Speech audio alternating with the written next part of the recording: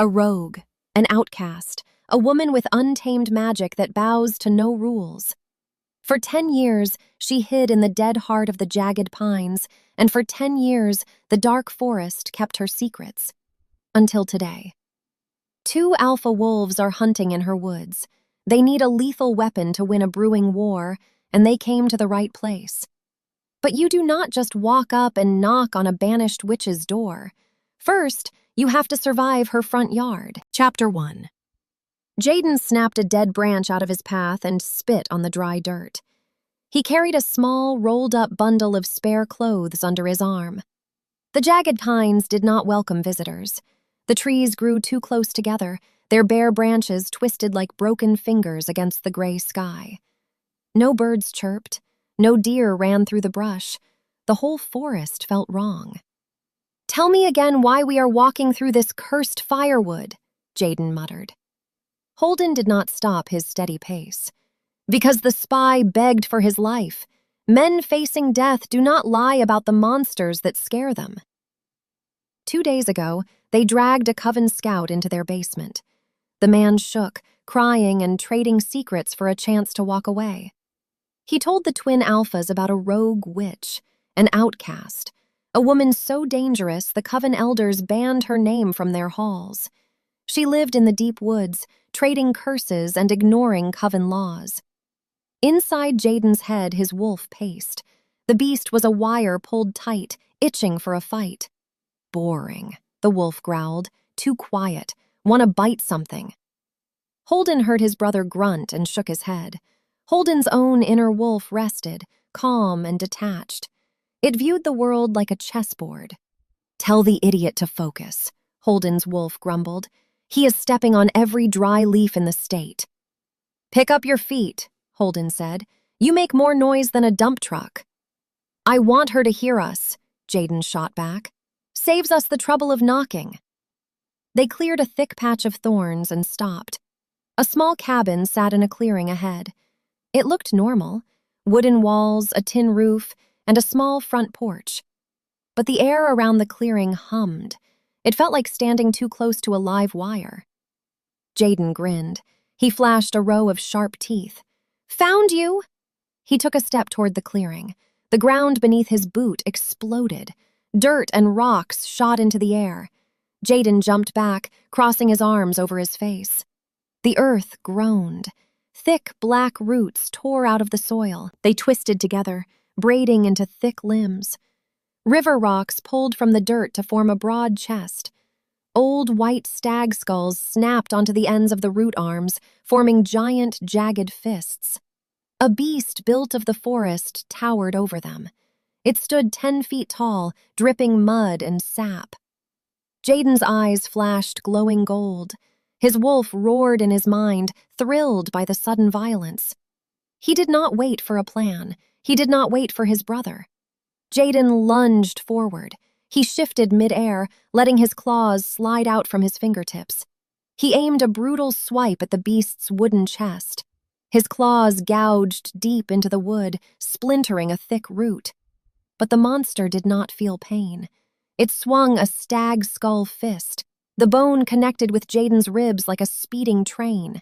Jayden flew backwards. He crashed through a dead pine tree, snapping the trunk in half, and hit the dirt hard. He rolled, coughing up dust, but a wild laugh escaped his lips. Holden stayed in place. His cranky wolf watched the fight with cold eyes. Brute force fails. Find the anchor. The beast stomped toward Jayden, raising both bone fists to crush him. Holden scanned the monster's body. Roots shifted and moved like muscles. Rocks ground together. But right in the center of the creature's chest, a single glowing red root pulsed. It pumped magic through the entire frame. "Jayden, sweep the legs!" Holden shouted. Jayden scrambled up. He dove low, sliding in the dirt, and kicked hard against the beast's knee joint. The rocks cracked. The monster stumbled forward, losing its balance. Holden moved. He crossed the distance in a blur of alpha speed. He leaped onto the beast's falling back, grabbed the stag horns on its head, and swung himself around to the front. He punched his hand straight into the monster's chest. The wood splintered around his knuckles. His fingers closed around the glowing red root. He ripped it out and snapped it in half. The magic died instantly.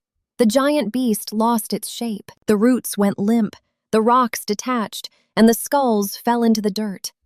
A split second later, the whole creature collapsed into a giant pile of ordinary yard waste. Holden landed on his feet, dusting off his hands. He looked at his brother. Jayden stood up, wiping a smear of blood from his jaw. He looked at the pile of sticks, breathing hard. "Well, that was fun." Holden rolled his eyes. "You have pine needles in your hair. Look presentable." They turned toward the cabin. The front door opened. Chapter 2. Quinn leaned against the wooden doorframe of her cabin.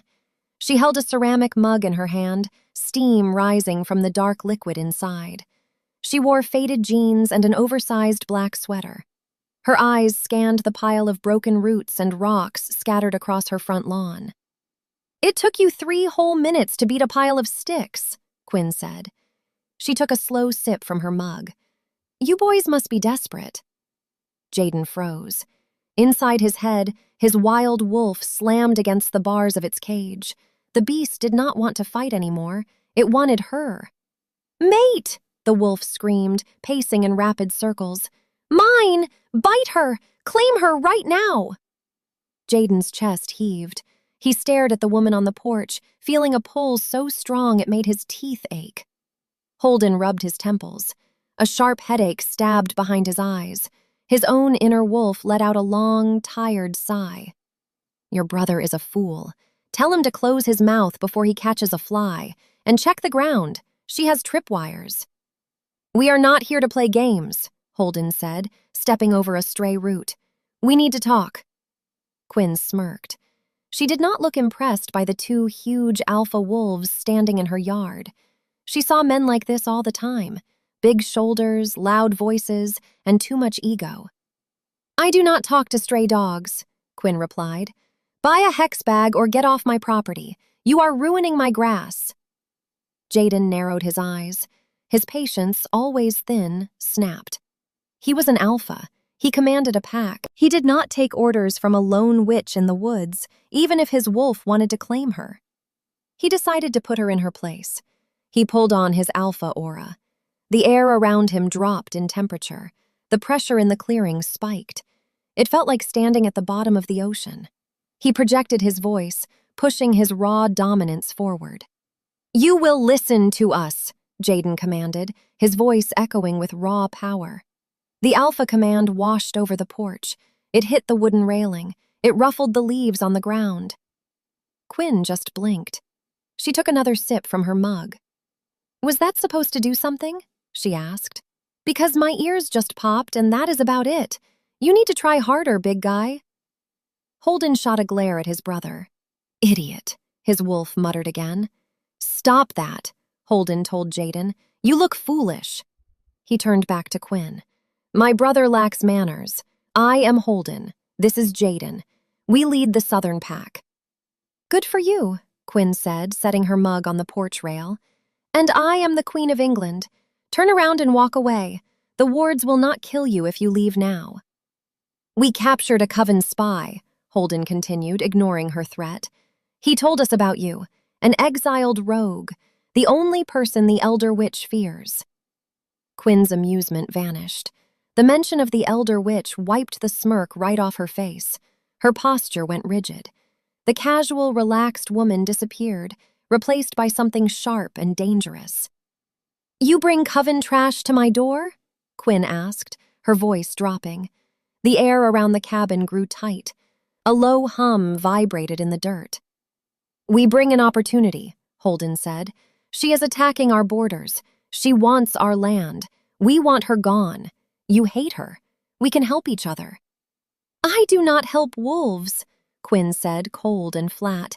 "You shed everywhere and you smell like wet dog. Leave." "We are not leaving," Jayden growled, stepping closer. His wolf demanded he close the distance. He needed to be near her. Quinn raised a hand. Her fingers sparked with black energy. "Take one more step, and I will turn your bones to glass and shatter them with a hammer." Jayden smirked, finding her threat a huge turn-on. "Try it." Before Quinn could throw the curse, Holden's ear twitched. He snapped his head toward the tree line. His cranky wolf went on high alert. Incoming. 6 targets. Smell the sulfur. "We have company," Holden warned, his voice low and urgent. Chapter 3. The smell of burnt sage and sulfur rolled out of the forest. It stung the inside of Jayden's nose. He turned his back to the cabin, scanning the dark tree line. "They followed us," Jayden snarled. "Or they tracked the spy's scent on our boots," Holden corrected. He cracked his knuckles. His inner wolf calculated the angles of the clearing.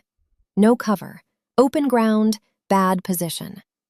6 figures stepped out of the shadows.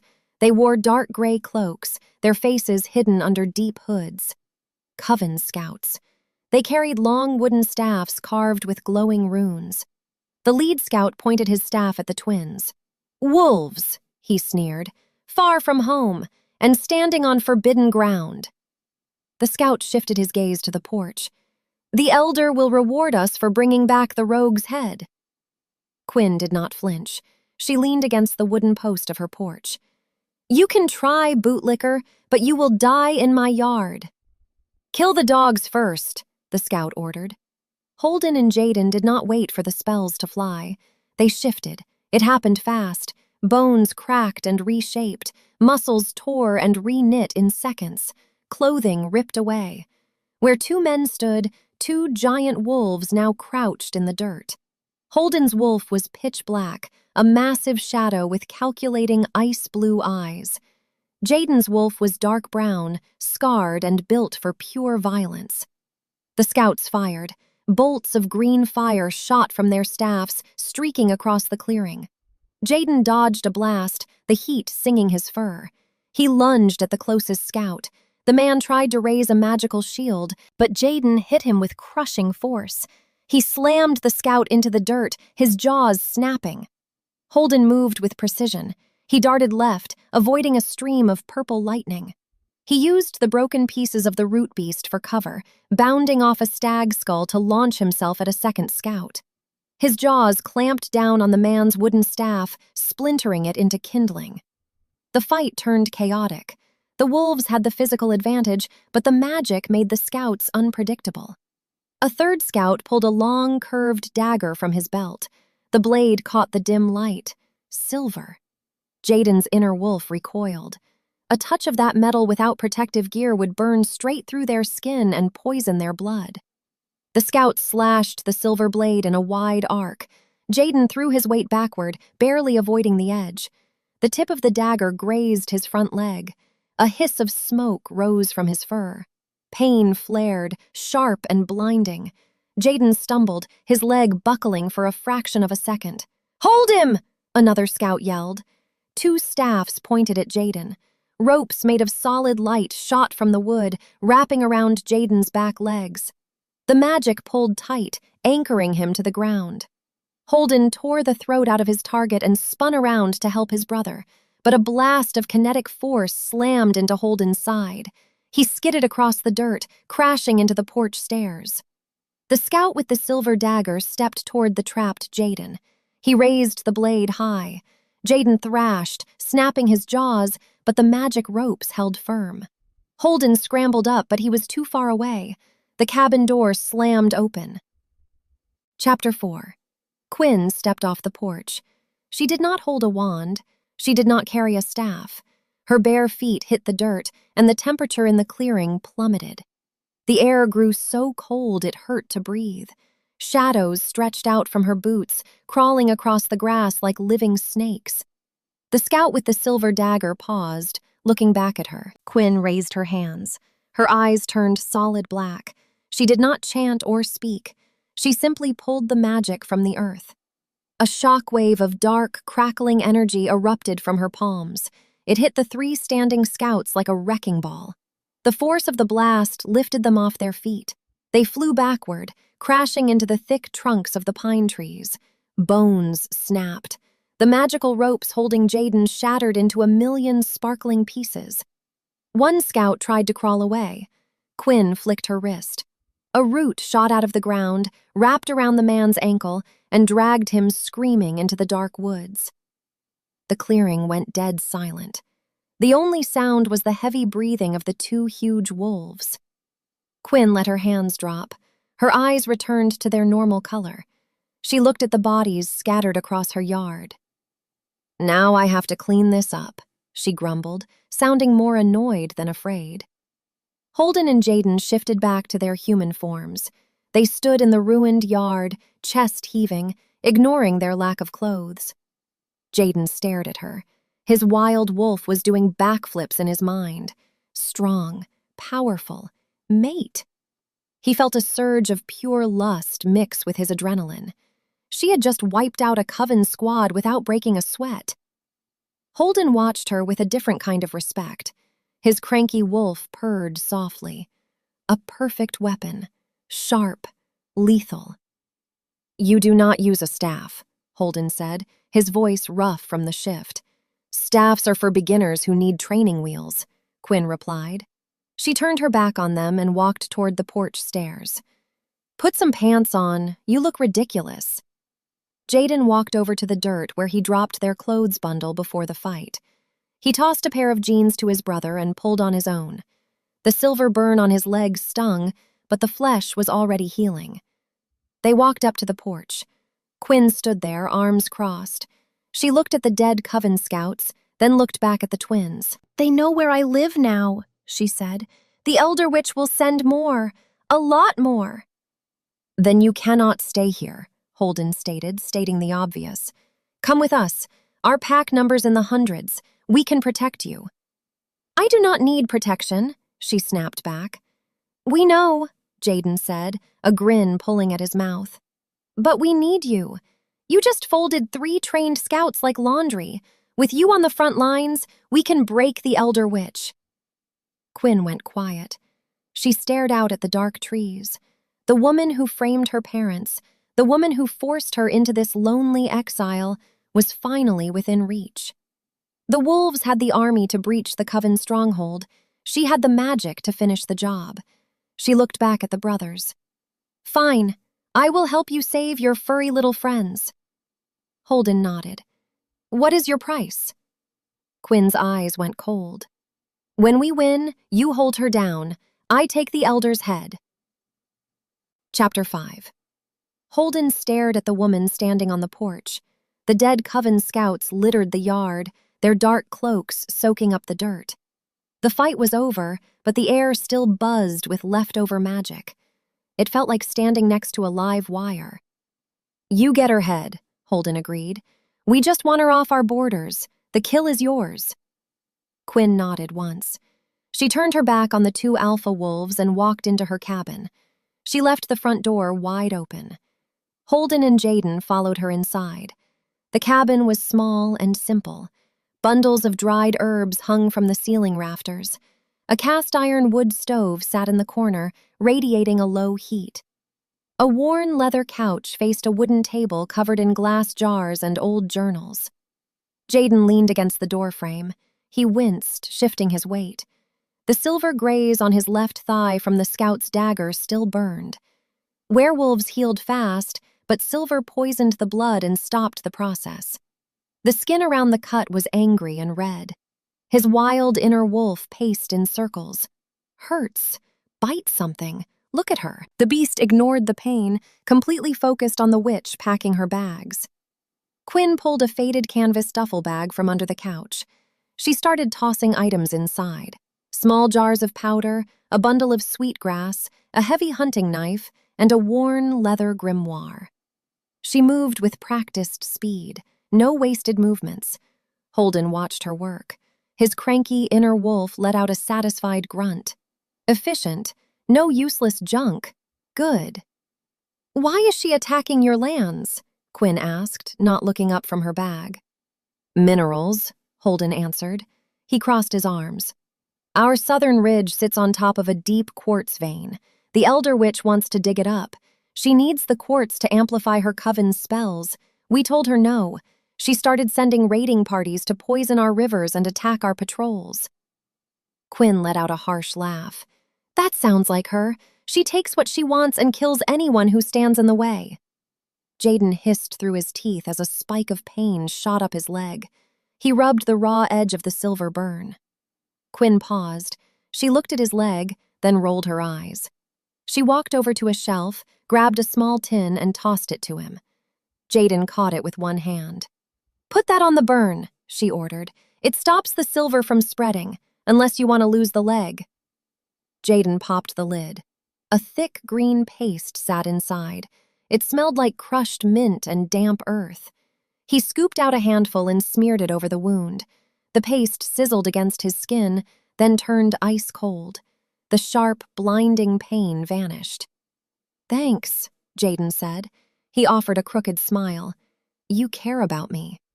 "I care about you not bleeding out in my passenger seat," Quinn shot back. She slipped on a pair of heavy leather boots, zipped the duffel bag closed, and hoisted it over her shoulder. "She framed your parents," Holden said, bringing the conversation back to the mission. "Why?" Quinn's jaw tightened. The humor left the room. "My parents were high-ranking members of the Coven. They kept the records. They found proof the elder was stealing Coven funds to buy dark artifacts on the black market. Before they could show the council, the elder murdered a young witch and planted the blood on my father's hands. She labeled them traitors and banished my bloodline forever." Holden absorbed the information. His strategic mind locked the details into place. "She buried the truth to protect her throne." "And I am going to rip her off that throne," Quinn stated. She walked past the twins, stepping out onto the porch. She did not look back at the small cabin she called home for years. She had a war to fight. "Let's go," Quinn said. "I want to kill that old hag before Christmas." Jayden chuckled. His inner wolf howled with approval. "Fierce. We like her. Keep her." Holden sighed, feeling a headache starting to form. This was going to be a very long partnership. He walked down the steps and pointed toward the tree line. "The SUV is parked a mile east. Try to keep up." "Try not to trip over your own paws," Quinn replied, taking the lead into the dark woods. Chapter 6. The charcoal SUV bumped over a deep pothole. The suspension groaned. Holden gripped the steering wheel, his knuckles turning white.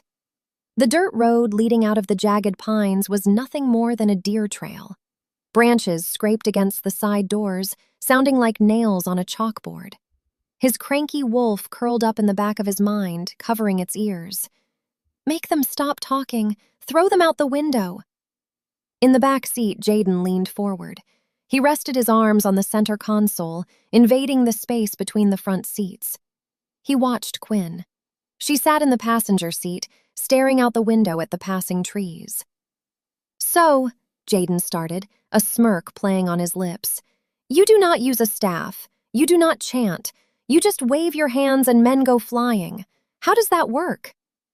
"It works because I am better than them," Quinn answered, keeping her eyes on the glass. Jayden chuckled. "Come on, give me something. Were you born with it or did you steal a magic battery?" "Do you ever stop talking?" Quinn asked. She turned her head, fixing him with a cold glare. "Or does your mouth just run on an endless loop of annoying noise?" Jayden leaned closer. He liked the fire in her eyes. His wild inner wolf was doing laps in his skull, urging him to touch her. The pull of the mate bond was thick and heavy, making his blood run hot. He ignored the urge to claim her, choosing to push her buttons instead.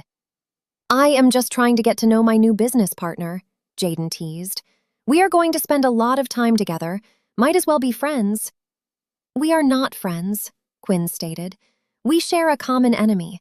The minute she is dead, I take my payment and I leave. I do not care about your pack, and I do not care about your weird, creepy staring." Jayden's smirk widened. "I am not staring. I am observing." Holden hit the brakes. The SUV jerked to a stop in the middle of the dark road. He threw the gear shift into park and turned to face them. His eyes flashed a bright, dangerous gold.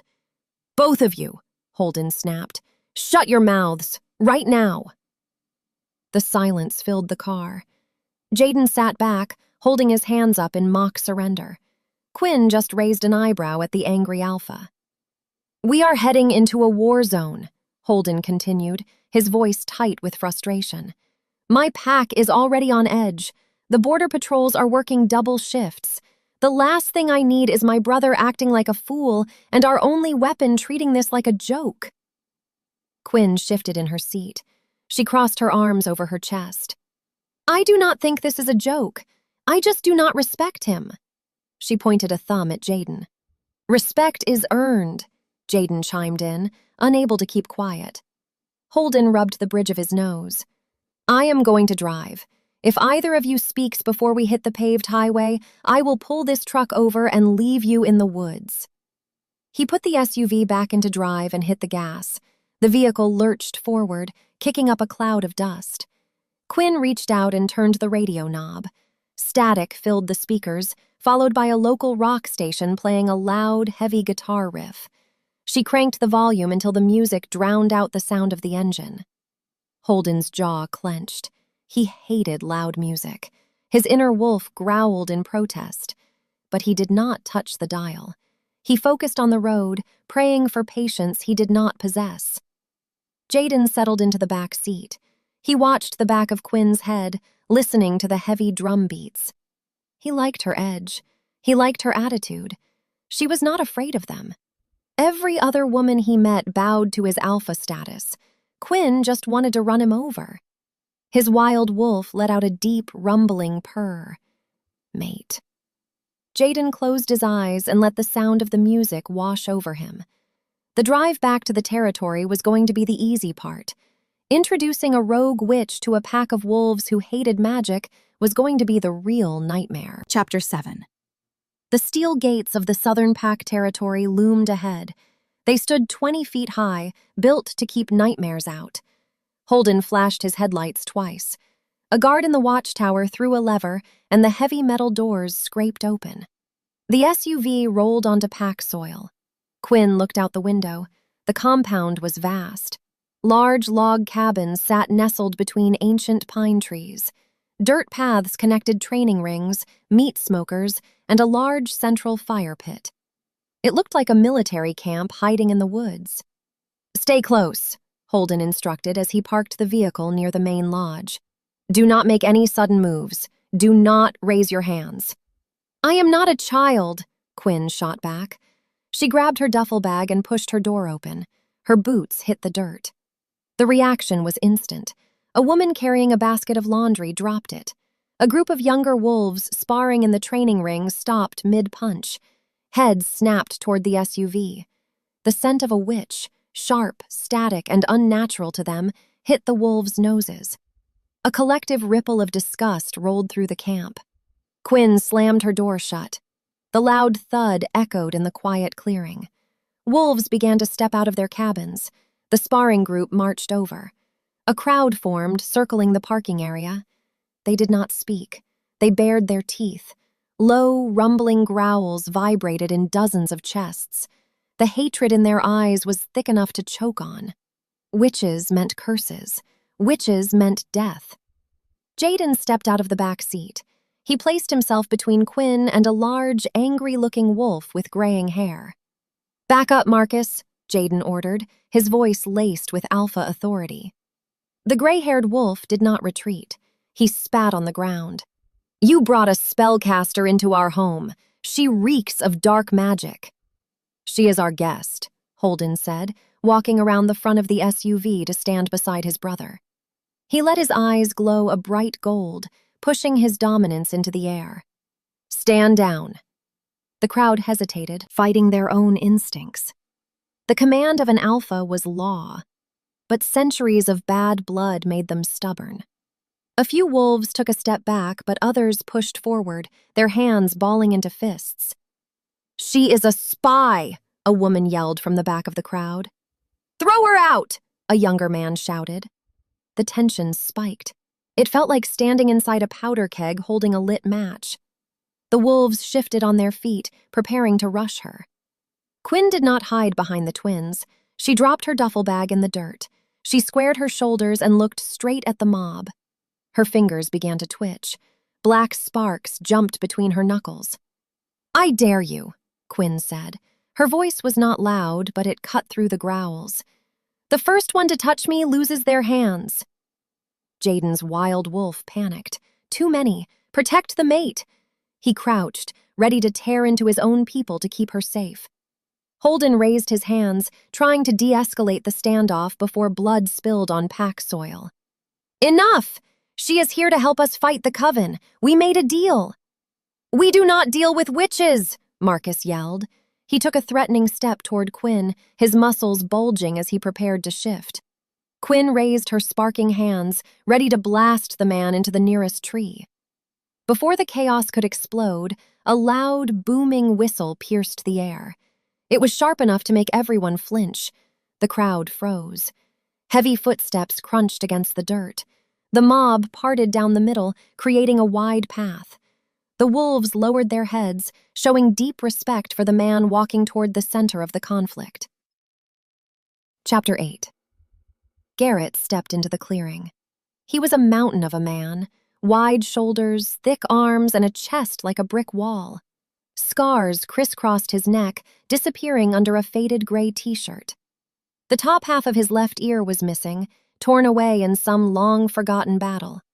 He was the shared beta of the pack, the veteran, the man who taught the twins how to fight. Garrett looked at the angry crowd. He looked at the two tense alphas standing on the defensive.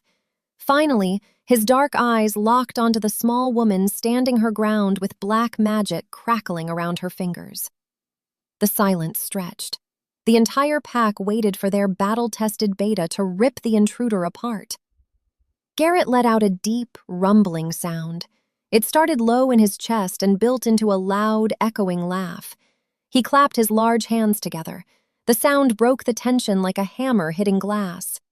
He walked straight past Marcus, ignoring the gray-haired wolf entirely, and stopped 2 feet in front of Quinn. He looked down at her. Quinn did not drop her gaze. The sparks continued to dance across her skin. Garrett smiled. He shoved his right hand forward. Garrett, he said, his voice rough like gravel. Beta of this pack. Thanks for coming to babysit these 2 idiots. Quinn stared at his extended hand. She let the magic fade from her fingers. The black sparks vanished. She reached out and grabbed his hand, giving it a firm shake. Quinn, she replied. Garrett turned to face the crowd. His smile vanished. The veteran warrior replaced the friendly host. Show is over, Garrett barked. His voice carried no alpha power, just pure, unquestioned authority. Get back to your posts. Double the border patrols. I want sentries in the trees. Go! The pack scattered. Nobody argued with the beta. Marcus shot one last dirty look at Quinn before turning on his heel and marching toward the training rings. Within seconds, the parking area was empty. Holden let out a long breath, feeling a knot in his chest loosen. Timing is flawless, as always. You boys have a terrible habit of bringing home strays, Garrett said. He crossed his thick arms and looked between the twins. A rogue witch. The whole camp can smell her. The war is really starting, isn't it? The elder witch is making a move on the quartz veins, Jayden explained, his wild wolf finally settling down. We needed a big gun to break her front lines. We found one. Garrett looked back at Quinn. He studied her face, taking in the tired lines around her eyes and the sharp set of her jaw. He recognized a survivor when he saw one. He respected fighters. She looks mean enough, Garrett noted. He grabbed Quinn's duffel bag from the dirt and threw it over his broad shoulder. Come on, I will show you to the guest cabin before one of the pups tries to bite your ankles. Lead the way, big guy, Quinn said, following the beta toward the tree line. Holden and Jayden stood by the SUV, watching them walk away. Well, Jayden said, crossing his arms, that went better than expected. Holden shook his head. His cranky wolf was already drawing up maps and schedules for the upcoming battle. The easy part was over. They had their weapon inside the gates. Now they had to point her at the enemy without blowing themselves up in the process. Get some rest, Holden told his brother. Tomorrow, we plan a war. Chapter 9. Holden smoothed the wide paper map across the oak table. The edges curled inward, fighting the pressure of his hands. He grabbed 4 heavy brass compasses and dropped them on the corners. The thick paper stayed flat. The main lodge offered a quiet space away from the restless pack outside. Wood popped and snapped inside the stone fireplace, casting a warm orange glow across the room. Garrett leaned against the far wall.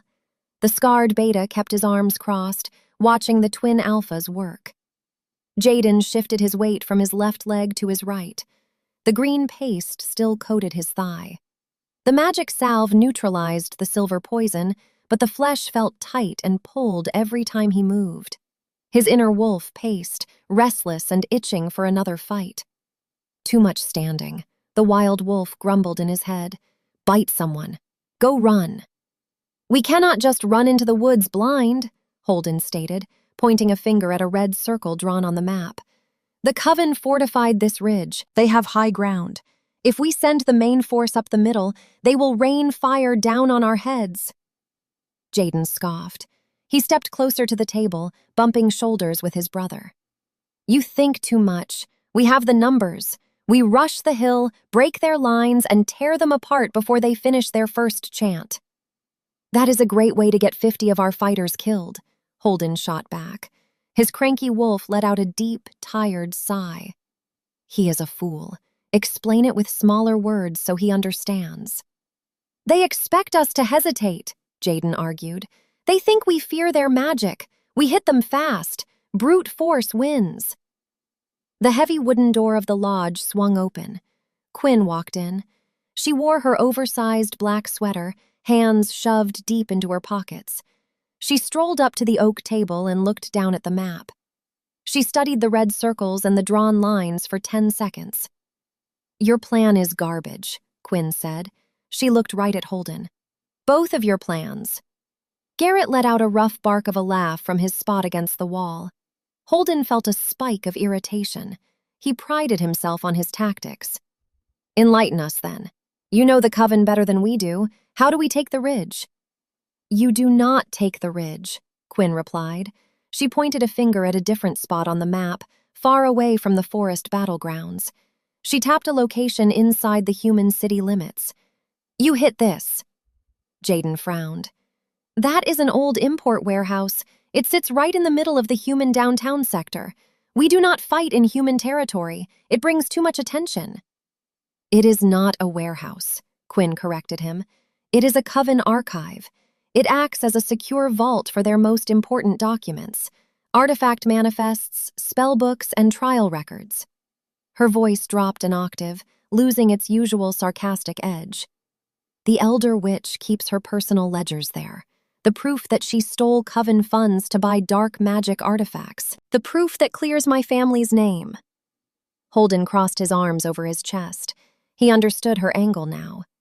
You want us to raid a secure facility just to get your papers? We made a deal, Quinn reminded him, her eyes narrowing. I help you kill the Elder Witch, but I need the rest of the Coven to know she is a traitor.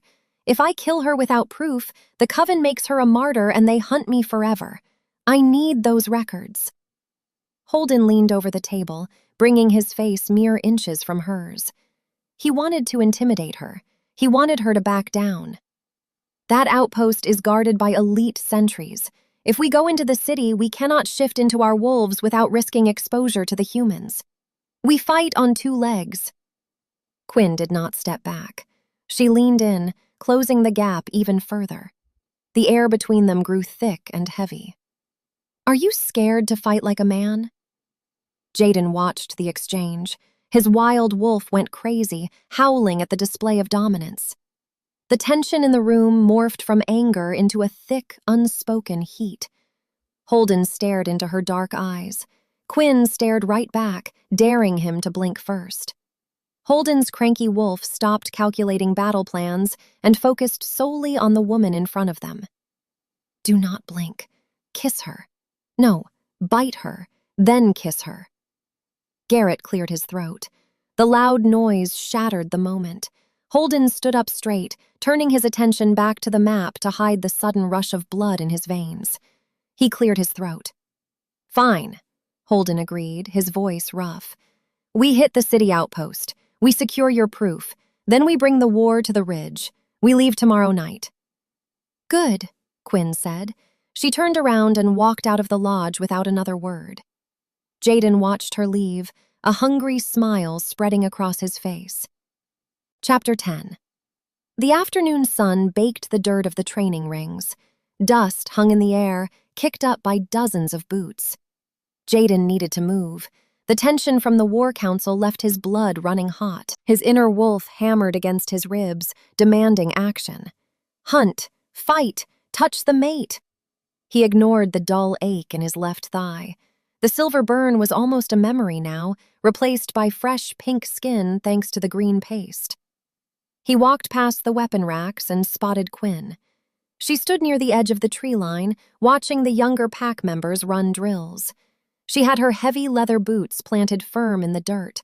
Her arms were crossed. She looked bored. Jayden grinned. He stepped onto the wide, padded training mat and cracked his knuckles. "Hey, witch!" Jayden called out, projecting his voice over the noise of the camp. "You look like you need a distraction." Quinn turned her head. She looked at him standing in the center of the mat. "I am busy watching your puppies roll around in the mud." "Then come show me what you can do," Jayden challenged. He tapped his chest. "No magic, no spells, just hands and feet. I want to test your reflexes." A few of the younger wolves stopped their drills to watch. Nobody challenged an alpha, let alone an outsider. They waited for her to walk away. Quinn uncrossed her arms. A slow, dangerous smirk spread across her face. She walked onto the padded mat. "You want me to embarrass you in front of your people? Fine by me." Jayden dropped into a loose fighting stance. His wild wolf howled with glee. "Yes! Play! Fight the mate!" He bounced on his toes.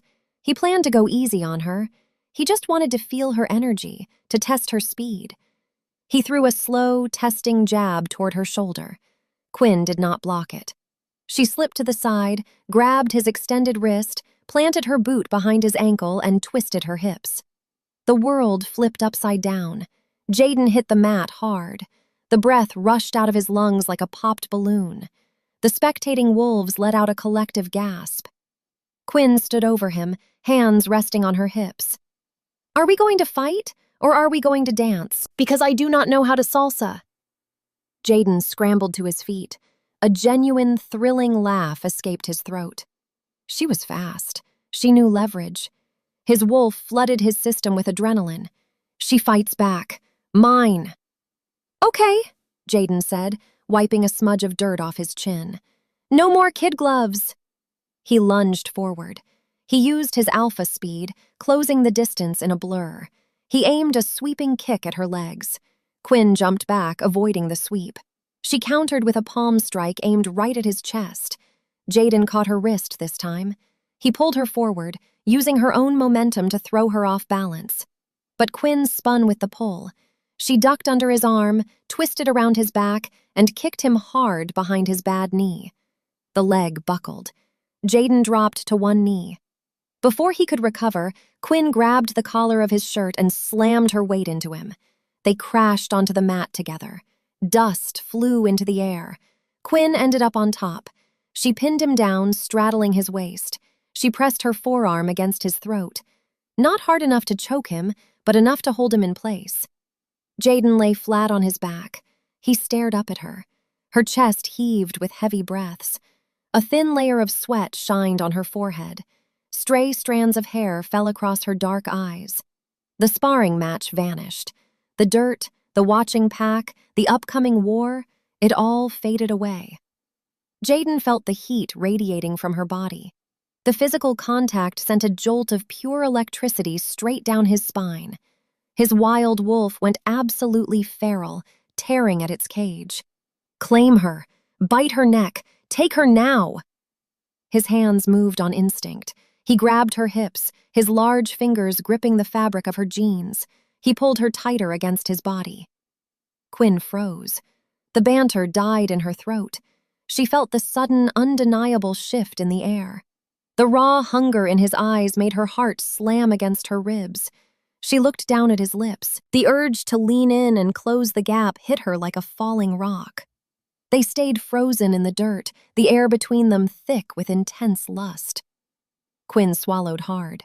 She pushed herself off his chest and stood up, breaking the contact. She wiped her hands on her jeans, refusing to look him in the eye. "Keep practicing," Quinn said, her voice a little unsteady. She turned and walked away from the mats, leaving Jayden lying in the dirt, craving more. Chapter 11. The main lodge fell silent after midnight. The fire in the stone hearth burned down to a pile of glowing orange coals.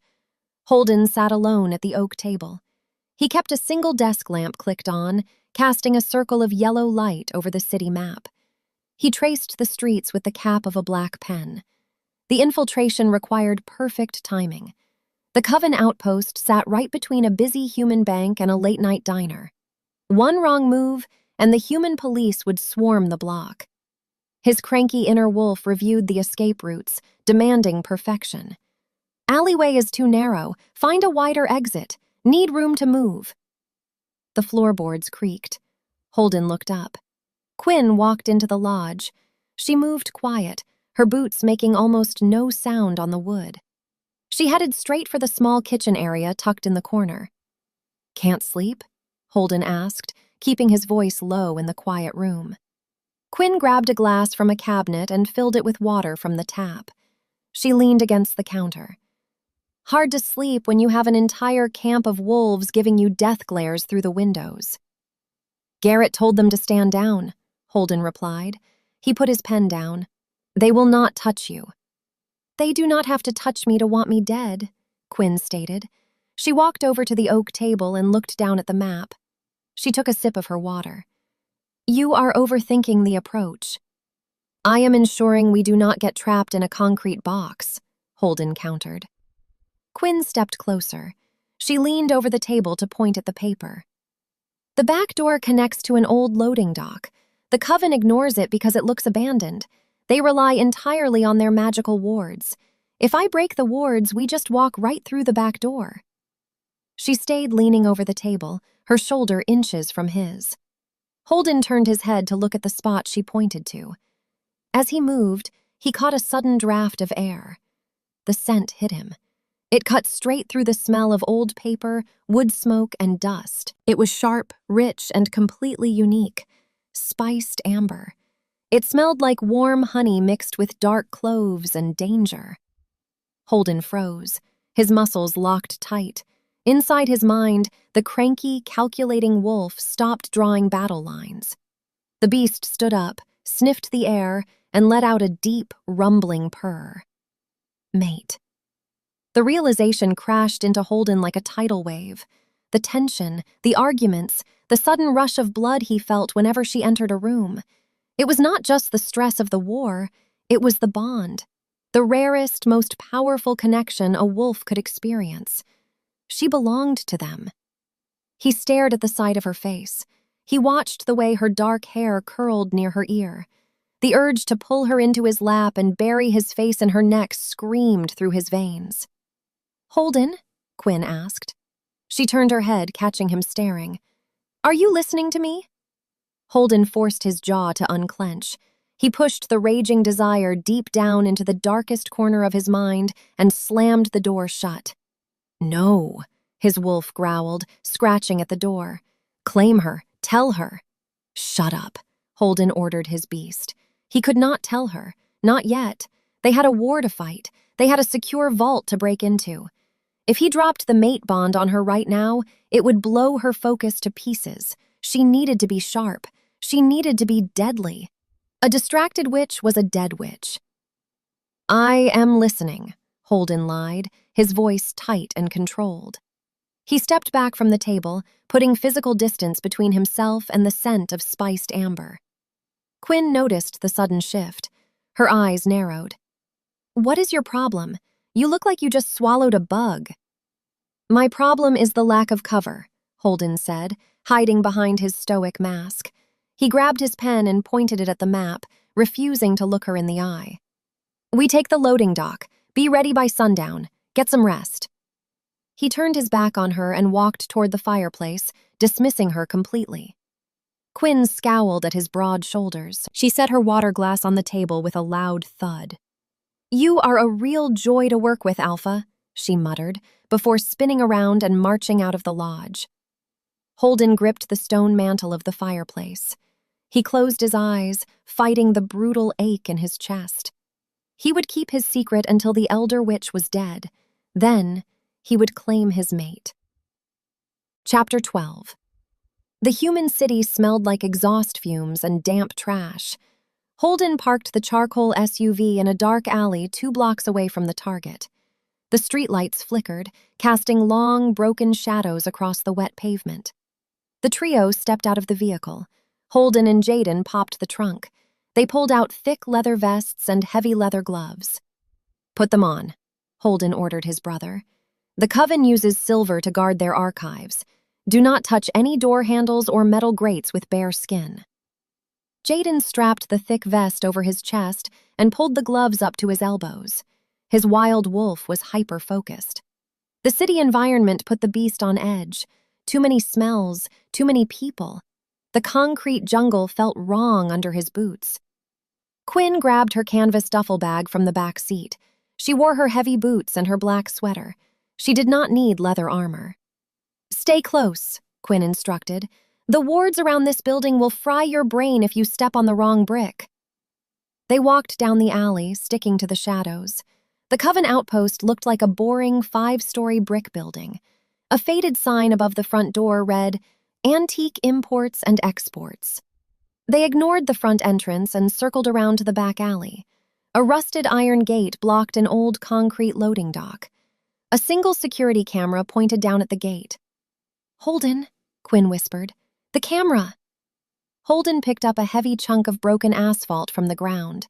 He flicked his wrist. The rock shot through the air like a bullet and smashed the camera lens into pieces. They moved up to the iron gate. Quinn held her hand up, signaling the twins to stop. She closed her eyes. Black sparks danced across her fingertips. She reached out and touched the rusted iron. The metal hissed. A web of glowing green runes suddenly appeared in the air, wrapping around the gate like a net. Quinn pushed her magic forward. The black sparks chewed through the green runes, shattering the magic net like brittle glass. The wards dissolved into smoke. "Clear," Quinn said. She pushed the heavy gate open. The rusted hinges groaned. They slipped inside the building. The loading dock connected to a dark, narrow hallway. The air inside felt cold and sterile. Jayden took the lead. He let his wolf senses guide him. He heard the steady thump of 2 heartbeats coming from the room ahead. Guards. He held up 2 fingers, then pointed at the door. Holden nodded. Jayden kicked the wooden door open. 2 Coven sentries stood in a small security office. They wore gray cloaks and held silver daggers. They turned, shock registering on their faces. They did not have time to shout. Jayden crossed the room in a single bound. He grabbed the first guard by the front of his cloak and slammed his head into the cinder block wall. The man dropped like a sack of bricks. The second guard lunged with his silver dagger. Holden stepped in. He caught the guard's wrist with his leather-gloved hand, twisting it until the bones snapped. The dagger hit the floor. Holden delivered a brutal strike to the man's jaw, knocking him unconscious instantly. "Quiet and clean," Holden muttered, kicking the silver dagger under a desk. "Keep moving," Quinn urged, stepping over the bodies. "The vault is in the basement." They hurried down a flight of concrete stairs, moving deep underground. The temperature dropped further. The walls shifted from brick to solid poured concrete. They reached the bottom of the stairs and stopped. A massive steel door blocked the corridor. It possessed no handle, no keyhole, and no hinges. A giant, glowing red circle covered the center of the steel, filled with complex Coven runes. "That is a bloodlock," Quinn said, staring at the glowing red circle. "It requires the blood of a high Coven member to open. If we try to force it, the trap triggers and floods this hallway with fire." Jayden crossed his leather-clad arms. "So, how do we open it?" Quinn dropped her duffel bag on the floor. She reached inside and pulled out her heavy hunting knife. "My bloodline was banished," Quinn said, a dark look crossing her face. "But it still belongs to the High Coven." She raised the sharp blade and pressed it against her own palm. Chapter 13. Quinn pressed the cold steel of the heavy hunting knife against her palm. She drew the sharp edge across her skin. A thin red line opened up, welling with bright, warm blood. She hissed through her teeth, fighting the sting, and dropped the blade back into her canvas duffel bag. She stepped up to the massive steel door. The glowing red circle hummed, waiting for a toll. Quinn slammed her bleeding hand flat against the center of the complex coven runes. The metal sizzled. The magic drank the blood, analyzing the lineage hidden inside her veins. For a long second, nothing happened. Then, the red light flickered and shifted into a bright emerald green. Heavy tumblers inside the door clicked. Steel gears ground together, echoing down the cold concrete hallway. Holden grabbed the edge of the door with his leather-gloved hands and pulled. The heavy barrier swung open, revealing the dark vault inside. 3 minutes, Holden ordered, checking the quiet corridor behind them. "Get the papers and we leave." Quinn walked into the room. Jayden followed close behind, his wild inner wolf on high alert. The beast scanned the corners, searching for hidden traps. The vault looked like a forgotten library. Rows of tall, black metal shelves stretched across the floor. Glass display cases held strange, twisted artifacts.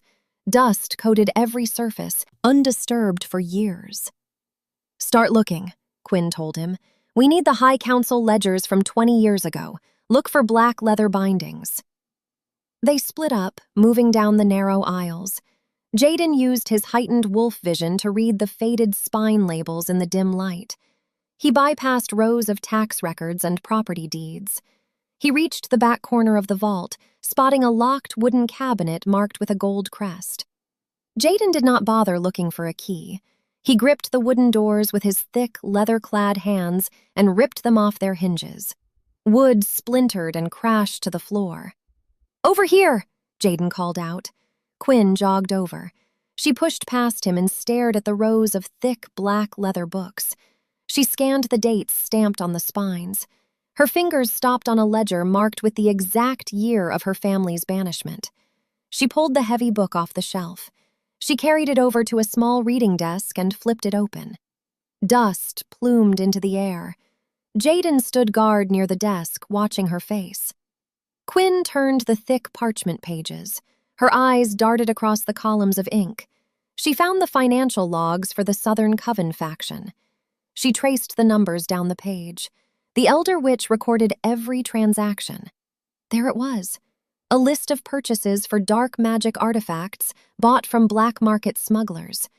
The items drained the Coven treasury. Right below the list, Quinn found a secondary entry written in the Elder Witch's own distinct handwriting. The archivists discovered the missing funds.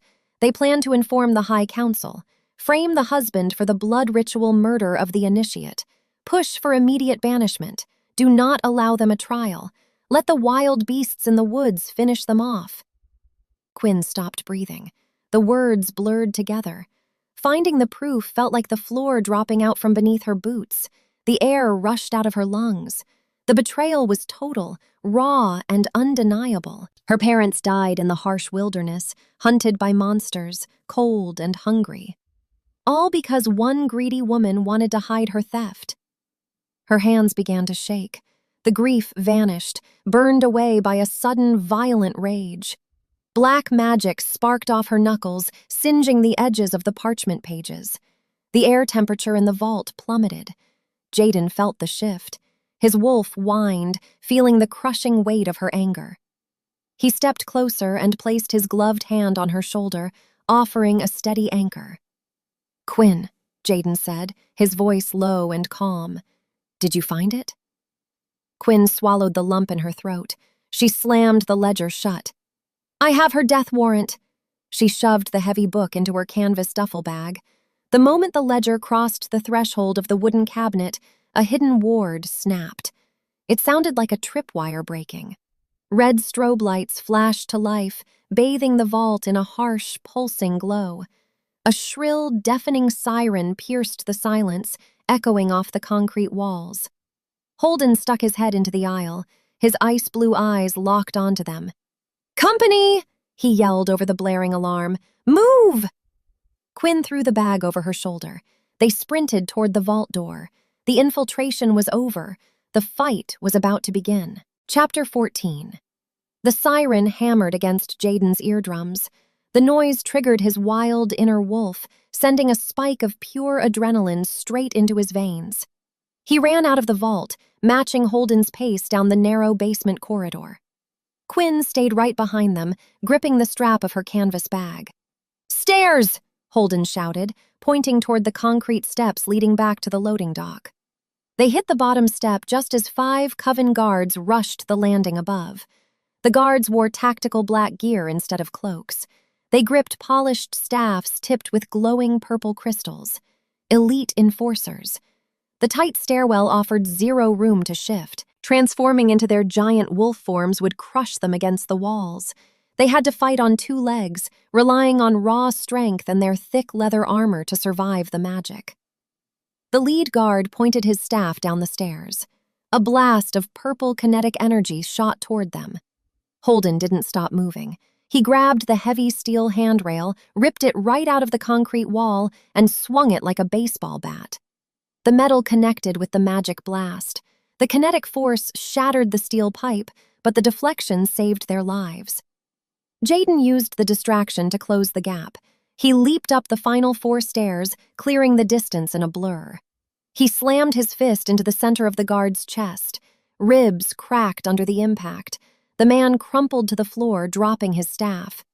2 more guards lunged forward, drawing silver daggers. Holden stepped into the fray. He caught a thrusting blade with his leather-gloved hand, gripping the sharp silver tight. He twisted the guard's wrist, snapping the joint, and drove a brutal knee into the man's stomach. Jayden ducked under a wild swing from the 3rd guard. He grabbed the man by the belt and threw him over his shoulder. The guard tumbled down the concrete stairs, bouncing hard off the steps before landing in a heap at the bottom. "Clear the door!" Quinn yelled from behind them. The twins dove to the floor. Quinn raised both hands. Her eyes turned solid black. A wave of dark, concussive magic erupted from her palms. It hit the heavy wooden doors leading to the loading dock. The wood exploded outward into the alley, taking the remaining 2 guards with it. They scrambled to their feet and rushed outside. The cool night air offered no relief. More guards blocked the rusted iron gate, sealing off their escape route to the street. Jayden roared, letting his inner beast take control of his muscles. He charged the line, throwing punches that hit like sledgehammers. He sent men flying into the brick walls. Holden fought right beside him, a perfect, synchronized machine of violence. They cleared a path to the open alleyway. "Run for the SUV!" Holden ordered, dragging a stunned guard out of the way. Quinn sprinted toward the dark street, her boots slapping against the wet pavement. High above them, a Coven sniper stepped onto the metal fire escape of the 2nd floor. The guard leveled a glowing red staff, aiming right at the center of Quinn's back. The crystal flared, charging a lethal spike of concentrated fire. Jayden's wolf screamed a warning. "Mate! Danger!" Jayden did not think. He did not calculate the distance. He pivoted on his heel and threw his entire body in front of Quinn. The red magic fired. The blast hit Jayden's left shoulder. The thick leather vest stopped the spell from burning through his skin, but the sheer kinetic force carried right through the material. The impact sounded like a car crash. The dark magic shattered his collarbone. Jayden went down hard, hitting the wet asphalt with a sickening thud. Holden heard the crack. He spun around, his eyes flashing a murderous gold. He scooped a dropped silver dagger off the ground. He threw the blade with terrifying speed. The silver spun through the air and buried itself deep into the sniper's chest. The guard collapsed over the railing. Quinn skidded to a halt. She turned and saw Jayden bleeding on the ground. She threw a blanket of dark shadows over the alley, blinding the remaining guards trying to regroup. Holden rushed forward. He scooped his brother up, ignoring the blood soaking into Jayden's shirt. "Keep moving!" They reached the charcoal SUV. Holden threw Jayden into the back seat and jumped behind the wheel. Quinn dove into the passenger side. Tires squealed against the pavement as Holden slammed the gas pedal, leaving the screaming Coven guards in the dust. Chapter 15. The guest cabin inside the southern pack territory smelled like pine needles and clean linen. Quinn pushed the heavy wooden door shut, locking out the noise of the camp. She dropped her canvas bag onto the floor and turned toward the bed. Jayden sat on the edge of the mattress, stripped down to his jeans. His left shoulder looked like a train wreck. The skin was a mottled mess of black, blue, and angry purple. The collarbone protruded at an unnatural, jagged angle. He breathed through his teeth, his jaw clenched tight against the agonizing pain. Holden paced the floorboards, a dark storm brewing in his eyes. His cranky inner wolf wanted to rip something apart. "Pacing does not fix broken bones," Quinn said, her voice sharp to hide her panic. "Get out! Stand guard on the porch. I need space to work, and your hovering is annoying me." Holden stopped. He looked at his brother, then nodded once. He stepped out the front door, leaving them alone in the quiet room. Quinn moved to her bag. She pulled out a small mortar and pestle, ignoring the jars of green paste. That salve treated silver burns. Dark magic required a different remedy. She grabbed a handful of dried willow bark and gray ash, tossing it into the bowl. She ground the mixture down, her hands moving with frantic speed. "This is going to hurt," Quinn warned, walking over to the bed. "Just do it," Jayden grunted. Quinn placed her hands on his broad chest. She found the jagged break under his skin. She took a deep breath, braced her stance, and pushed hard. Snap! The bone ground together, sliding back into its proper place. Jayden let out a strangled groan, his muscles locking tight. He gripped the edge of the mattress until his knuckles turned white. Quinn quickly smeared the thick ash poultice over the dark bruise. The mixture hissed, drawing the lingering magical heat out of his flesh. The throbbing pain dulled into a manageable ache. She stepped back, wiping her hands on a towel. The adrenaline from the city fight finally started to crash. Her hands shook. Jayden watched her. He dropped his usual confident smirk. The wild, hyperactive energy of his inner wolf settled down, replaced by a deep, heavy focus. "You didn't have to jump in front of that blast," Quinn said, breaking the silence. She refused to look him in the eye, focusing on repacking her jars. "You could have died." "My wolf didn't give me a choice," Jayden admitted. His voice was rough, stripped of all his usual jokes. "I saw the red light. I saw it aimed at you. My body moved before my brain caught up." Quinn froze. She kept her back to him. "That is a bad survival instinct, Alpha. You lead a pack. You don't take bullets for mercenaries."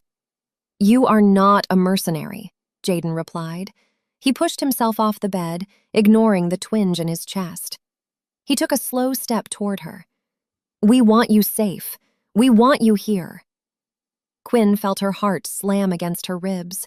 The air in the cabin grew thick, buzzing with that same intense heat from the training ring. She hated feeling vulnerable. She used sarcasm as a shield, and right now, she needed her shield.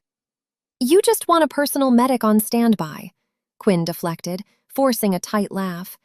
"I fix your silver burns, I fix your broken bones. I am a great asset." Jayden stopped right behind her. He reached out with his good right arm, his large, warm fingers wrapped around her wrist. The physical contact sent a jolt of electricity straight down her spine. "Look at me," Jayden said softly.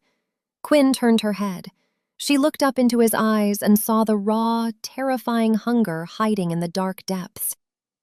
"Get some sleep, Jayden," Quinn whispered, her voice unsteady. She pulled her wrist out of his grip, grabbed her coat, and walked out the door, running from the very thing she wanted. Chapter 16. The front door clicked shut. Holden stepped into the guest cabin a moment later, finding his brother sitting on the edge of the bed alone. Holden dragged a wooden chair across the floor and sat down. He crossed his arms over his broad chest. He studied the ash poultice smeared across Jayden's shoulder, noting the steady rise and fall of his brother's breathing. The bone was already knitting itself back together. "She ran away," Jayden stated, staring at the closed door. "She is scared," Holden replied. "She spent her entire life surviving alone in the woods. Trusting someone is a foreign concept to her." Jayden leaned forward, resting his good arm on his knee. The smirk returned to his face, but it lacked its usual arrogance. "She is ours, isn't she?" Holden did not hesitate. "I smelled her scent at the lodge. Spiced amber. It paralyzed me in my tracks. My wolf went completely crazy."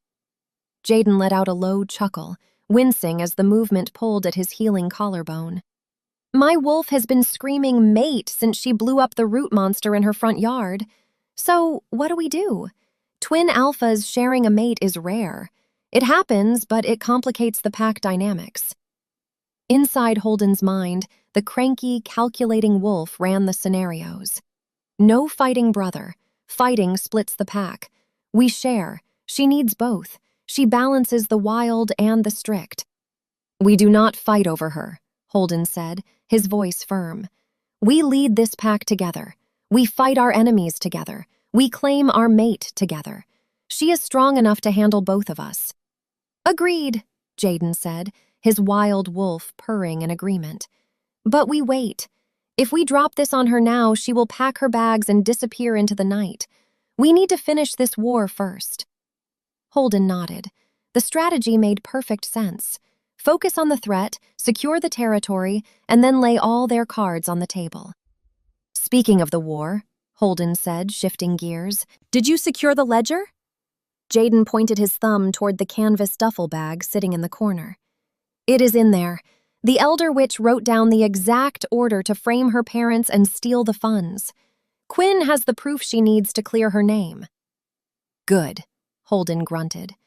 He stood up from the wooden chair and walked over to the small window, looking out at the camp. The sun was starting to peek over the tree line, casting long shadows across the dirt. Despite the early hour, the pack was wide awake. Garrett marched through the training rings, barking orders at the weaponsmiths.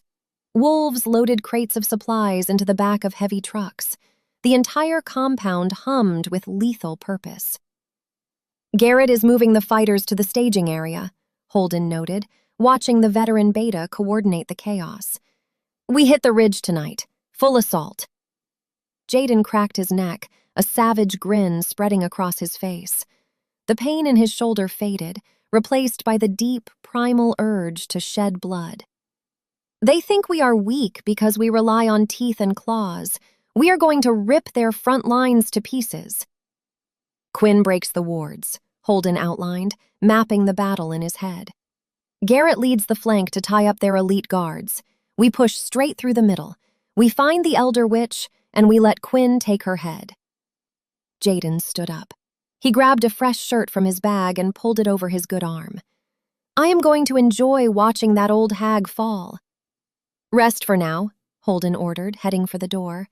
"Tonight, we end the Coven. Tomorrow, we claim our mate." Chapter 17. Sunlight cut through the tall windows of the main lodge, casting long rectangles of bright light across the floorboards. The morning felt too quiet. Jayden sat in a sturdy wooden chair near the cold stone hearth. He rolled his left shoulder in a slow, testing circle. The ash and willow bark poultice did its job overnight.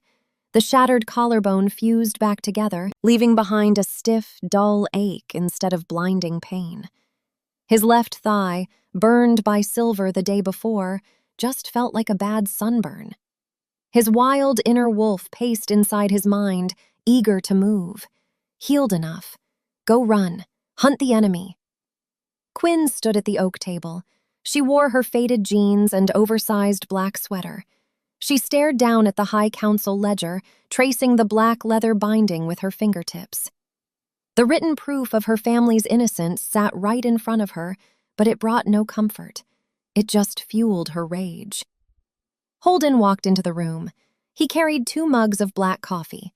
He handed one to his brother and set the other on the table near Quinn. He did not wear his usual stoic mask. His jaw was set tight. His ice blue eyes tracked her every movement. "The staging area is ready," Holden announced. "Garrett has the supply trucks loaded. We hit the ridge at sundown." Quinn did not look up from the ledger. "I need 10 minutes to break the front gate wards. After that, you can send your wolves to tear the Coven apart. Just leave the Elder Witch to me." "We will," Jayden said. He stood up from his chair, leaving the coffee untouched. He walked over to the table, standing shoulder to shoulder with his brother. "But we need to clear the air before we march into a war zone." Quinn closed the ledger and shoved it into her canvas duffel bag. She crossed her arms. "The battle plan is set. There is nothing left to discuss." "Not the battle plan," Holden corrected. He planted his hands flat on the oak table and leaned forward. "We need to talk about the bond." Quinn frowned. "What bond? The deal we made?" "The mate bond," Jayden said flat out. He did not sugarcoat it. His inner beast scratched at the walls of his skull, demanding he claim her right then and there. Quinn froze. Her hands dropped to her sides. She looked between the twin alphas, searching their faces for a punchline. Neither man smiled. "You are out of your minds," Quinn stated. She let out a harsh, dry laugh. "Witches and wolves do not pair up. It contradicts basic biology." Holden shook his head. "Biology does not dictate the pull. My wolf recognized you the moment we met. I realized it last night right here at this table. The connection paralyzed me in my tracks." "My wolf knew it the second you blew up that root monster in your yard," Jayden added. He stepped closer, invading her personal space. "We feel it. We both want you. And we agreed to share the claim."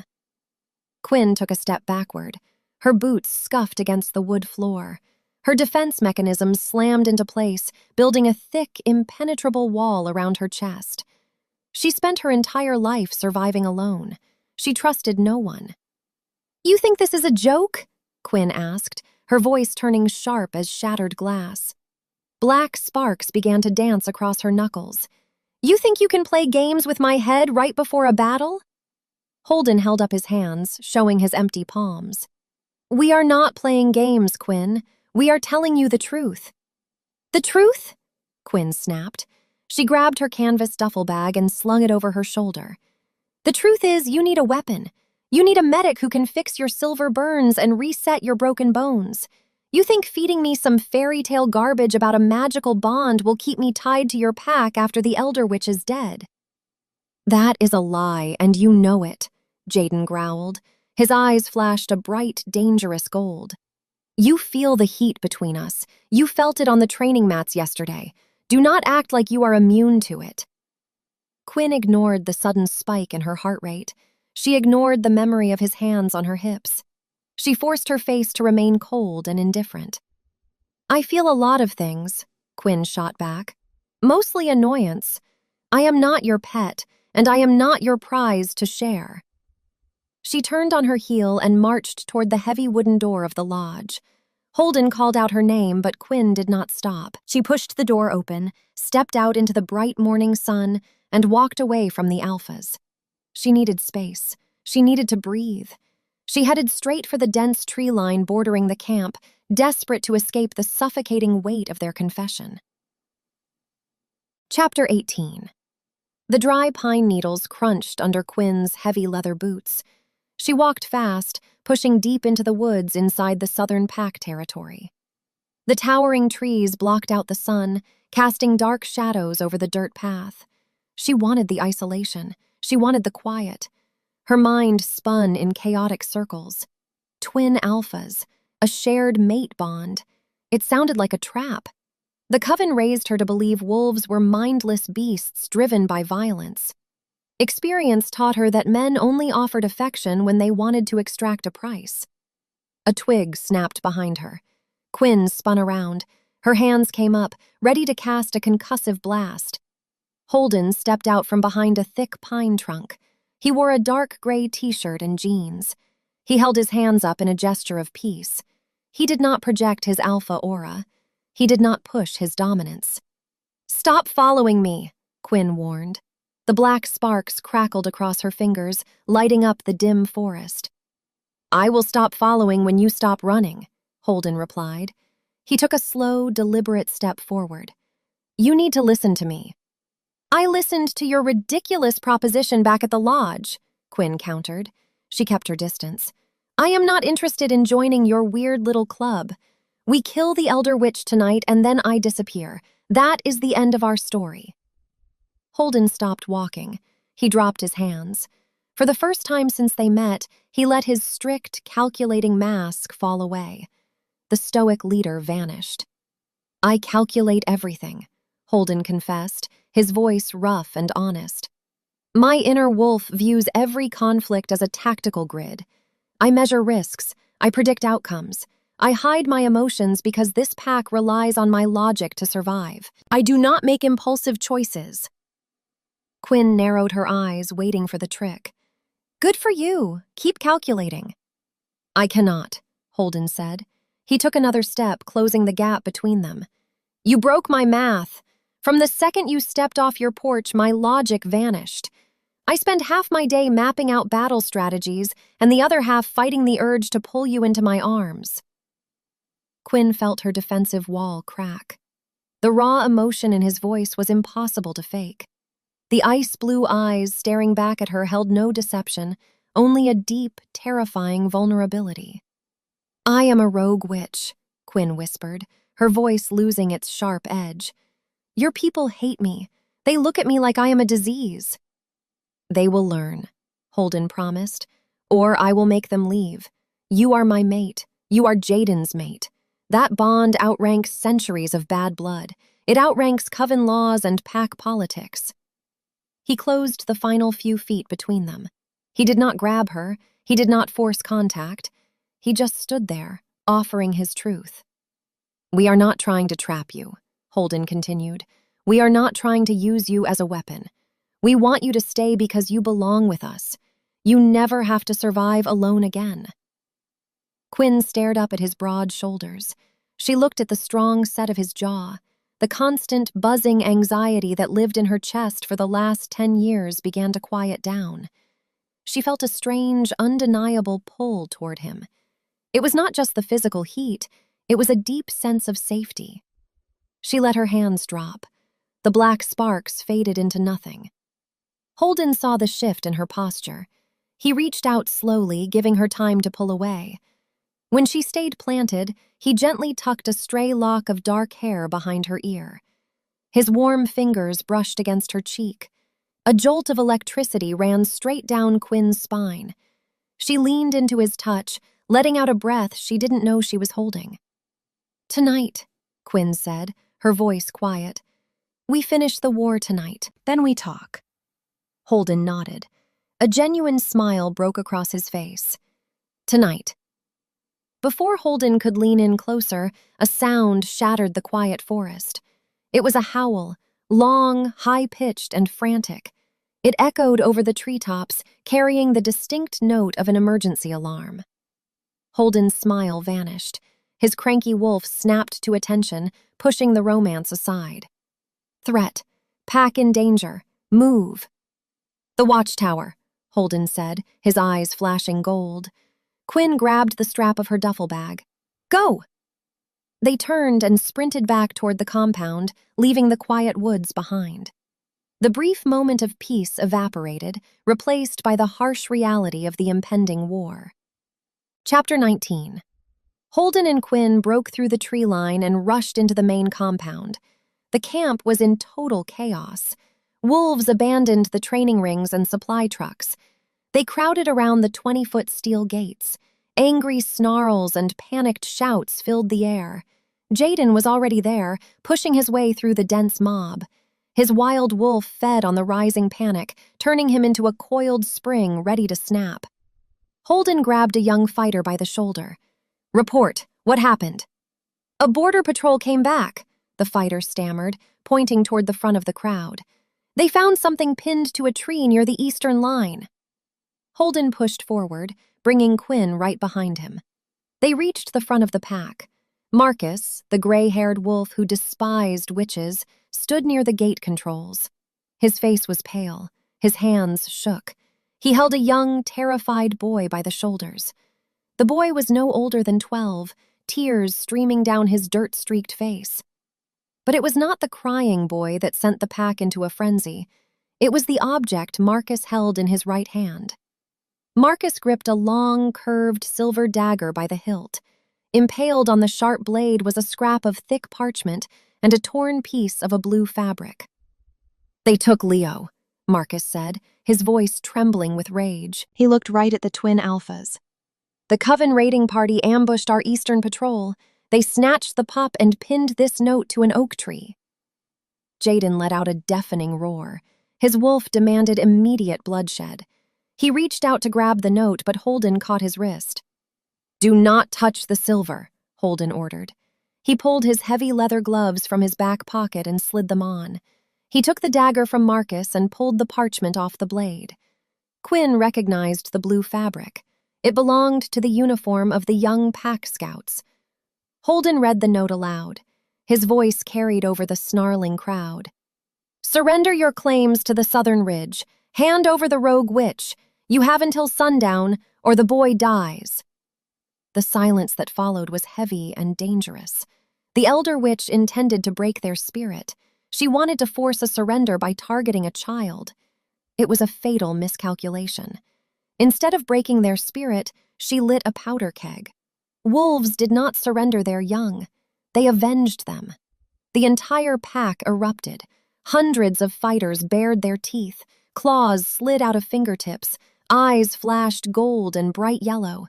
The hatred for the Coven reached a boiling point. They did not care about the quartz veins anymore. They wanted blood. Marcus turned his furious gaze toward Quinn, but this time he did not look at her with disgust. He looked at her with desperate expectation. "You know their wards. You know their traps." "I know how to break them," Quinn confirmed, her own anger mirroring the pack's rage. Nobody touched children on her watch. Garrett stepped into the center of the clearing. The scarred veteran Beta carried a giant, double-bladed battle axe resting on his broad shoulder. He looked at the roaring crowd, then looked at the twin Alphas. "We do not negotiate," Garrett bellowed, his gravelly voice cutting through the noise. "We do not wait for sundown. We march right now."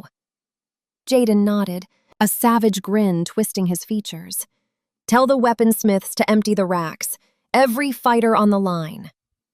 "What about the human city authorities?" a wolf shouted from the back. "A daylight march draws attention." "We stick to the deep woods," Holden instructed, his tactical mind working at light speed. "Garrett, take the left flank. Jayden, take the right. We box them in. Nobody escapes the ridge tonight." The pack let out a unified, earth-shaking howl. The sound vibrated in Quinn's chest. For the first time, she did not feel like an outsider standing in an enemy camp. She felt the collective power of an army ready to tear down the woman who ruined her life. Quinn reached into her canvas duffel bag. She bypassed the jars of powder and the sweetgrass. She grabbed her worn leather grimoire and tossed it onto the dirt. She did not need rulebooks today. She needed raw destruction. "Open the gates," Quinn said, her eyes turning pitch black. Chapter 20.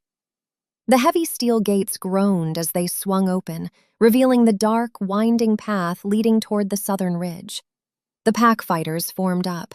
300 wolves stood in the dirt, their muscles tense, ready to shift at a moment's notice. They carried heavy chains, iron batons, and pure, unfiltered rage. The supply trucks idled in the back, ready to haul the wounded. Holden and Jayden stood at the front of the army. They wore their thick leather vests and heavy gloves, prepared to face the Coven's silver weapons. Quinn walked up to join them. She did not stand behind the Alphas. She did not hide in the middle of the pack. She stepped right between the twins, claiming her place on the front line. She dropped all her limits. The mental barriers she built to control her wild magic shattered. The temperature in the courtyard plummeted. Frost crept across the dirt, freezing the puddles of water near the gates. Dark, swirling shadows rose from the ground, wrapping around Quinn's heavy leather boots like living smoke. Her eyes remained solid black, empty voids of pure power. The static energy radiating from her skin made the air crackle and pop. The pack wolves felt the shift. The hair on the backs of their necks stood up. The power was terrifying, but it was pointed at their enemies. Holden turned to face his army. His voice boomed, carrying the full weight of his alpha dominance. "The Coven thinks we are animals," Holden shouted. "They think we fear their magic. They took one of our own to force us to our knees." The wolves snarled in response. Jayden stepped forward, his wild wolf bleeding into his human form, his fangs elongated. "They brought a knife to a war. We are going to rip their front lines to pieces. We tear down their wards, we break their staffs, and we bring Leo home." Garrett raised his giant battle axe high into the air. "No prisoners!" the beta roared. "No prisoners!" the pack echoed, a deafening chant that shook the pine trees. Holden looked at Quinn. "You lead the strike." Quinn raised her hands. The black sparks jumped between her fingers, growing into thick bands of kinetic energy. She looked out at the army of wolves, then turned her gaze toward the distant ridge. "The Elder Witch burns tonight," Quinn promised. She stepped past the steel gates, leading the march into the woods. Holden and Jayden flanked her, matching her fierce pace. Garrett brought the main force right behind them. The ground trembled under the weight of 300 marching fighters. The trek through the Jagged Pines was fast and brutal. The pack did not bother with stealth. They tore through thick brush and trampled dead logs. They wanted the Coven to hear them coming. They wanted the enemy to feel the fear before the first blow landed. The trees began to thin out as they approached the base of the southern ridge. Through the branches, Quinn spotted the Coven's stronghold. It was an old stone fortress built into the side of the mountain. Glowing green runes covered the stone walls, creating a towering, impenetrable magical shield. Dozens of cloaked guards patrolled the high battlements, holding crystal-tipped staffs. The Coven sentries spotted the approaching army. Warning horns blew from the watchtowers. The guards rushed to the edge of the walls, pointing their staffs down at the tree line. "Hold the line!" Holden ordered, raising his gloved fist. The pack stopped at the edge of the woods, staying just out of range of the magic artillery. They waited, their chests heaving, eyes locked on the glowing green barrier blocking their path. Jayden looked at Quinn. He offered a savage, hungry grin. "Whenever you are ready, witch." Quinn stepped out of the tree line and walked onto the open ground. She stood alone in front of the stone fortress. The Coven guards aimed their staffs at her, preparing to fire a volley of lethal spells. Quinn did not flinch. She pulled the deep, ancient magic from her banished bloodline. She threw her hands forward and unleashed hell. Chapter 21. Quinn stared at the glowing green runes carved into the fortress walls. The Coven's magical shield hummed, a thick barrier of ancient power designed to vaporize any wolf that touched it. She raised her hands. Pitch-black sparks erupted from her fingertips. She did not chant. She did not wave a wooden staff. She drew the raw, untamed magic from the dirt beneath her boots and slammed it into the green barrier. The collision sounded like a bomb detonating. The kinetic shockwave bent the surrounding pine trees backward.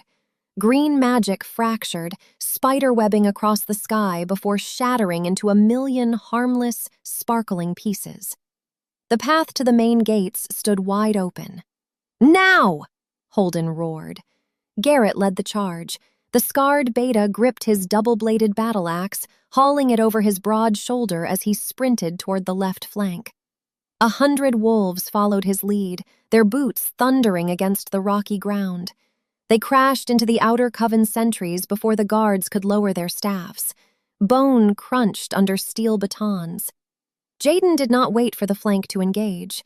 His wild wolf clawed at the inside of his skull, howling for blood. He sprinted straight up the center path, his leather vest tight across his chest, the dull ache in his healing collarbone forgotten in the rush of adrenaline. The heavy oak gates of the fortress loomed ahead, reinforced with iron bands. Jayden leaped. He stayed in his human form, protecting his healing collarbone and his anti-silver leather vest, but he let his inner beast flood his muscles with alpha strength. He launched forward, driving a brutal super kick into the center of the heavy wooden doors. The impact splintered the ancient oak. The iron bands groaned and gave way. Jayden tore through the ruined gate, landing inside the courtyard with a vicious snarl. Holden ran right behind him, staying in his human form to coordinate the chaos. He wore his thick leather gloves, his ice-blue eyes scanning the battlefield with cold precision. "Secure the high ground," Holden commanded, pointing toward the stone battlements. "Do not let them box us in!" Dozens of pack fighters poured through the shattered gates, fanning out across the courtyard.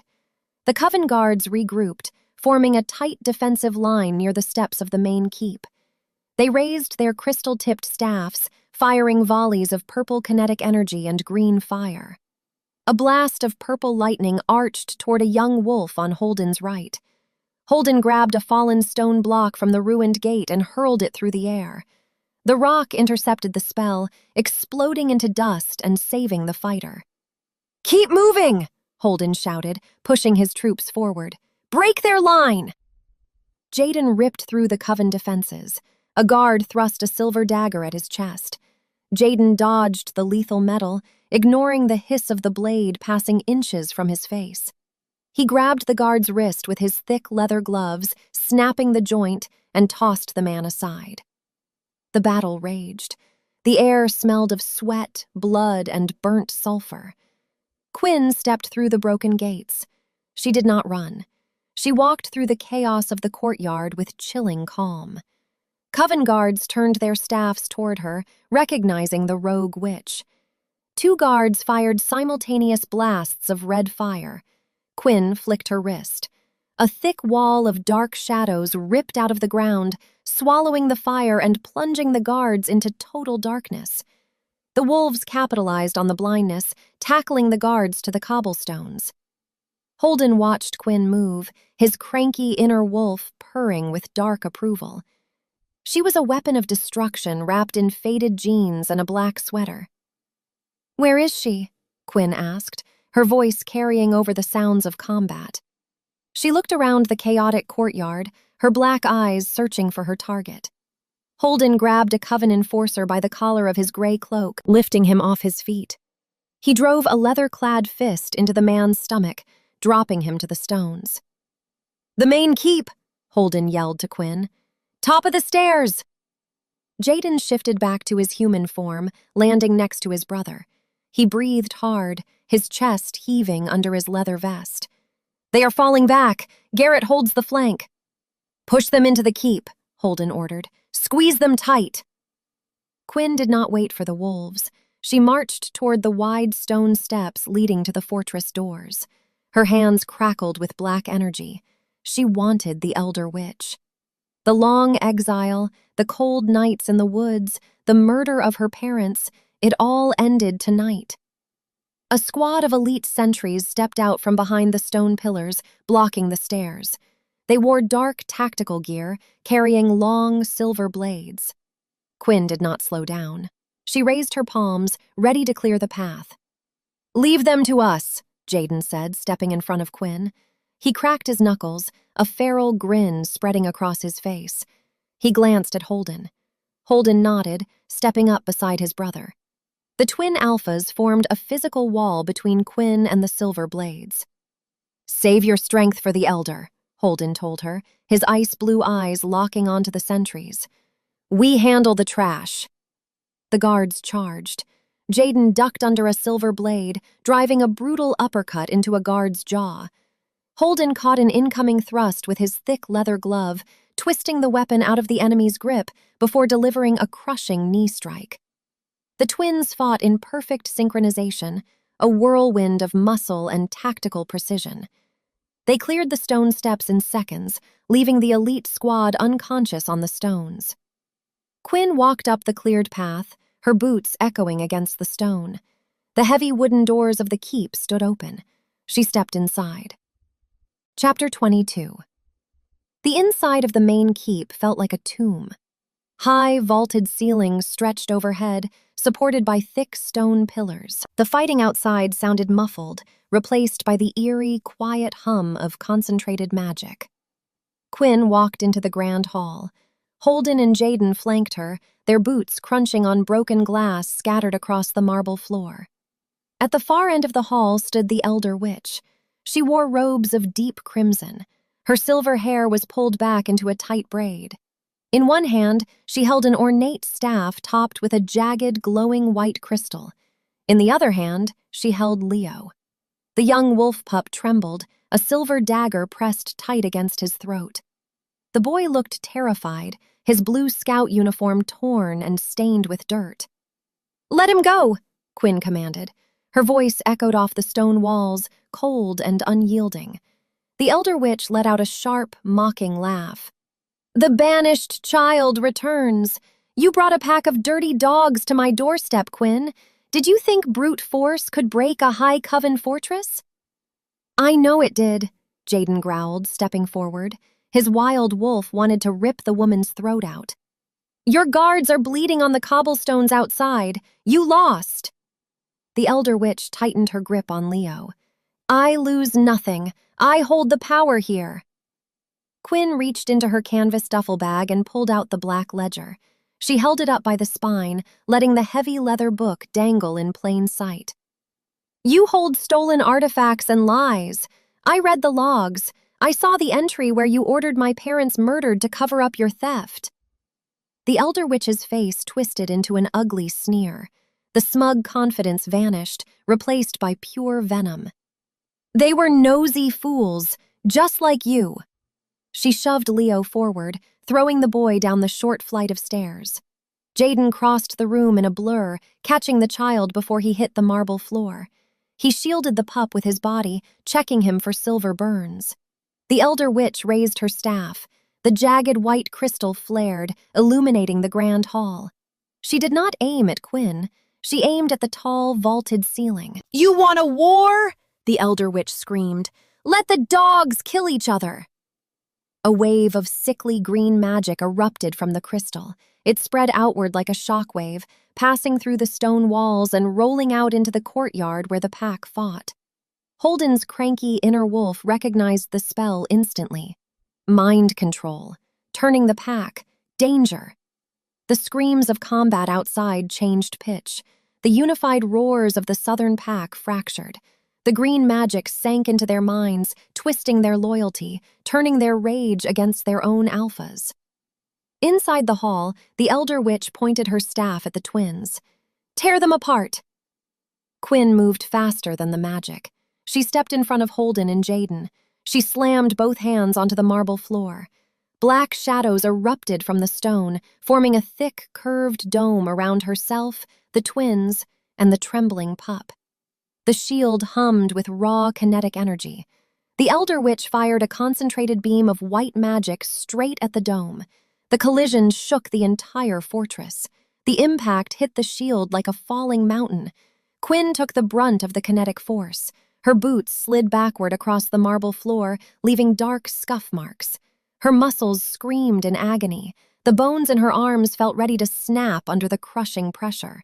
She dropped to one knee, gritting her teeth, refusing to let the shield break. "Quinn!" Holden shouted, dropping beside her. He reached out, his leather gloves hovering over her shaking shoulders, but he knew he could not touch the magic. "Hold the shield!" Jayden urged, keeping Leo tucked safely behind him. The elder witch poured more power into her staff. The white beam grew thicker, pressing down on the black shadows. "You are weak, Quinn! A forgotten mistake! You die today, and your little wolf friends die by their own pack's teeth." The green mind control net outside grew stronger. Holden could hear the snarling of his own wolves approaching the heavy doors of the keep. His pack was coming to kill them. Quinn felt the dark magic burning her skin. The physical toll was brutal. Her vision blurred at the edges. The weight of the attack threatened to crush her into the marble floor.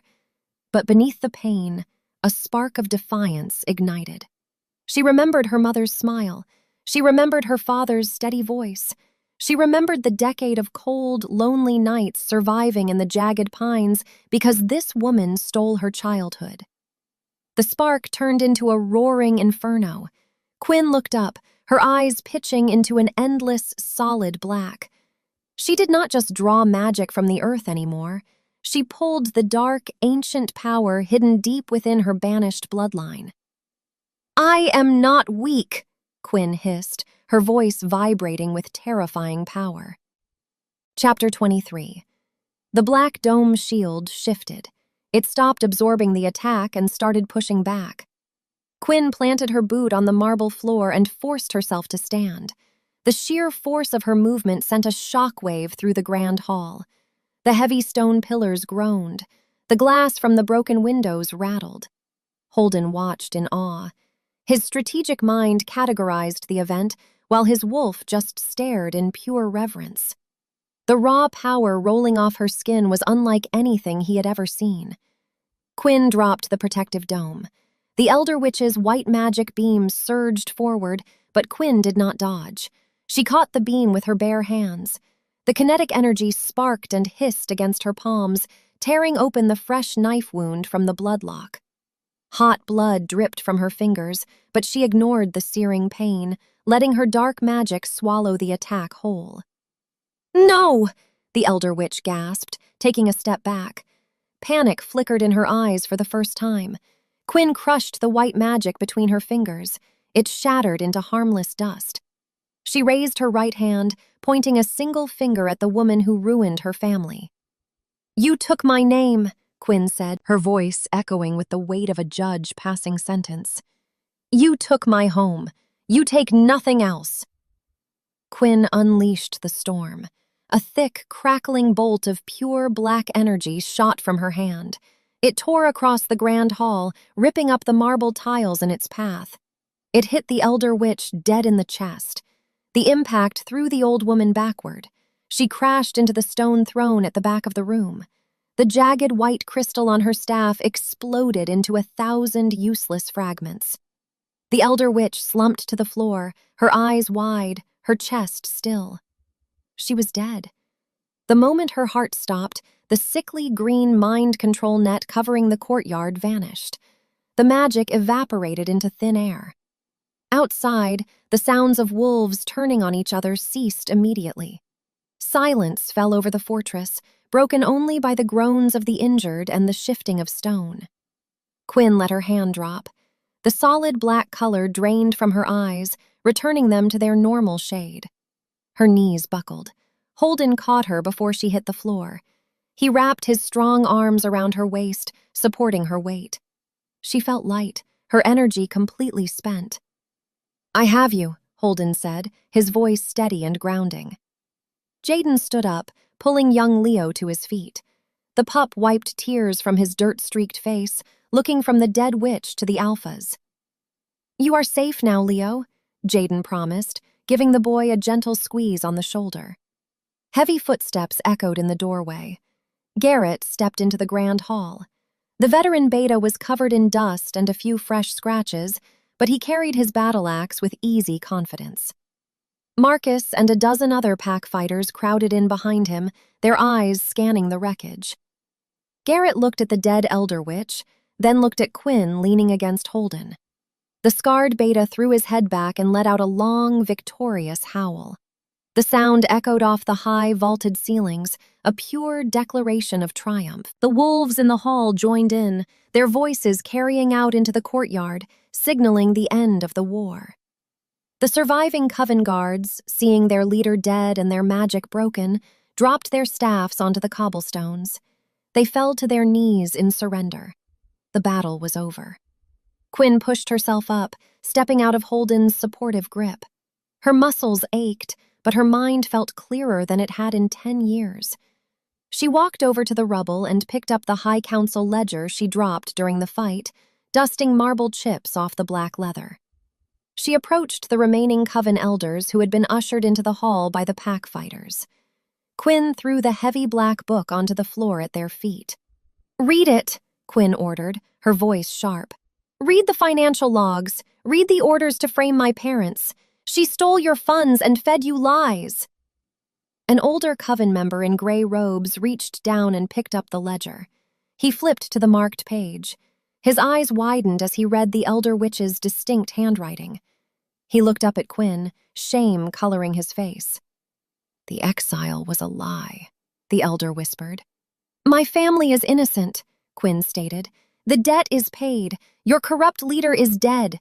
Leave this territory and never return, or I will finish what I started today." The Coven elders bowed their heads, offering no arguments. They knew raw power when they saw it. Holden and Jayden walked up to stand beside her. The twin Alphas flanked her, presenting a united front. The threat to their lands was gone. The truth was known. The long fight was finally finished. Chapter 24. The night air cooled the ruined courtyard. The Southern Pack moved with quiet efficiency, binding the surrendered Coven guards and loading their wounded into the supply trucks. Quinn stood near the shattered main gates. She leaned against a stone pillar, watching the wolves work. The heavy burden she carried for a decade was gone. The constant, buzzing anger in her chest finally fell silent. She felt strangely empty, unsure of what came next. Marcus walked up to her. The gray-haired wolf stopped a few feet away. He looked at her heavy leather boots, then up to her face. He did not sneer. He did not growl.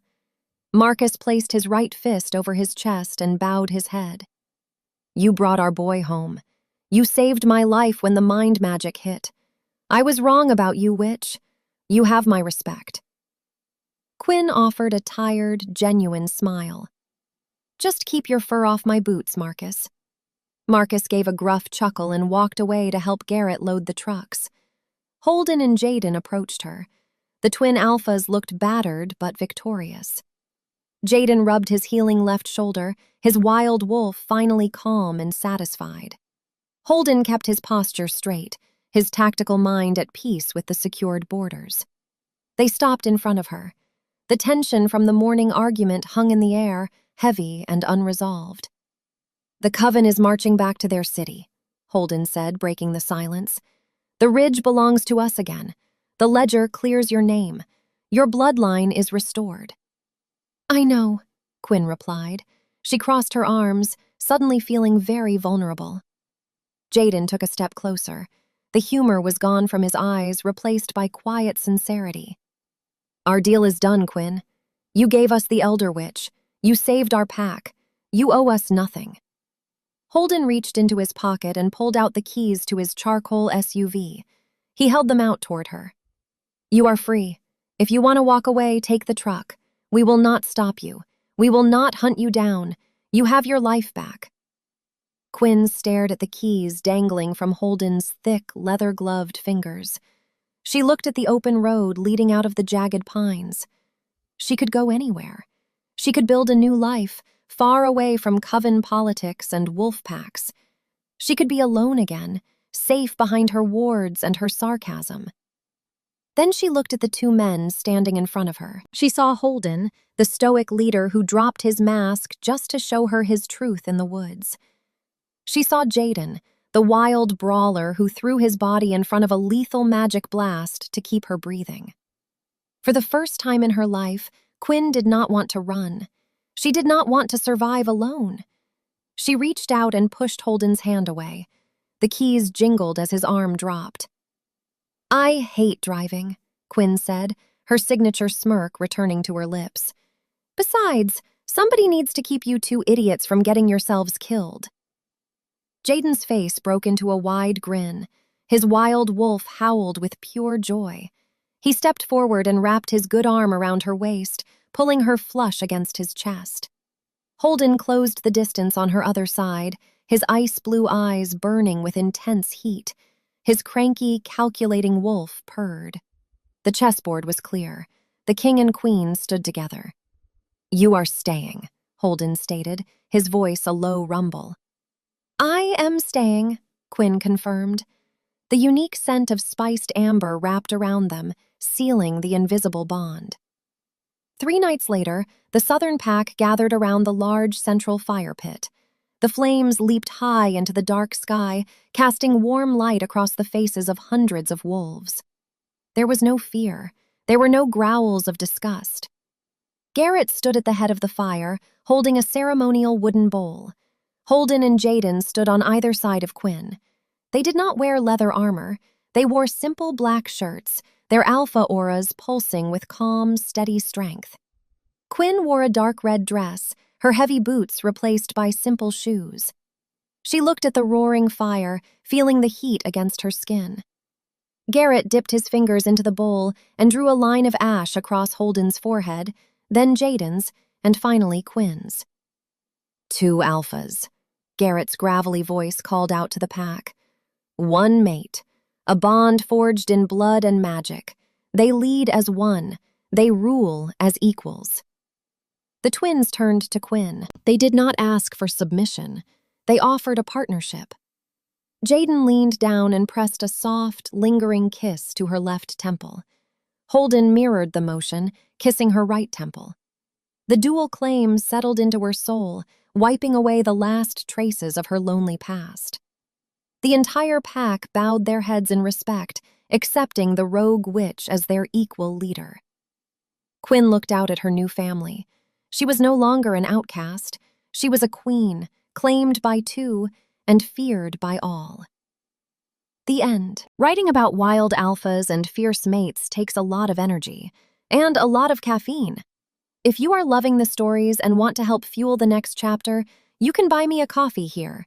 https://seller.com/showlove/meganshifterromance. Every cup helps keep the pack running and the romances coming. Thank you for the support.